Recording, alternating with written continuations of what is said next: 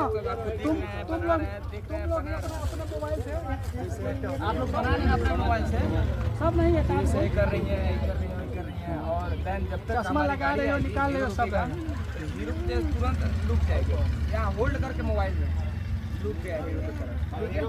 अतीश हाथ से ले सकते हैं। उसके बाद अब चश्मा भी हाथ में दोनों रख लेना, और फिर देन जैसे हीरो हमारा यहाँ गाड़ी लेके आएंगे, आप यहाँ ही है ना, अब यहाँ से आप थोड़ा सा उठिएगा, पोज दीजिएगा, तब तक वो आपके पास कवर कर लेंगे। जब वो कवर करेंगे तो म्यूजिक चलेगा, म्यूजिक के हिसाब से अपना रिएक्शन देना है, ठीक है? आए समझ में?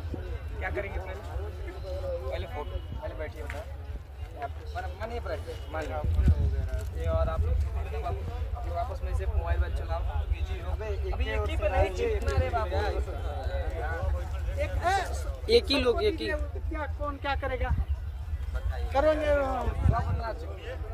एक किसी को दे दीजिए, गाड़ी एक वही मोछ वाला को पकड़िए, उस मोछ वाले को दोनों को पकड़िए,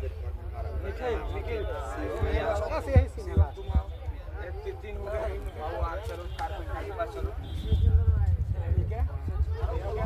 आपस में तुम लोग बात भी करो ना, आपस में ये ना लगे कि कैमरे पे हो, अरे है खाली लगा ए तुम इधर आओ, थोड़ा सा भर जाएगा।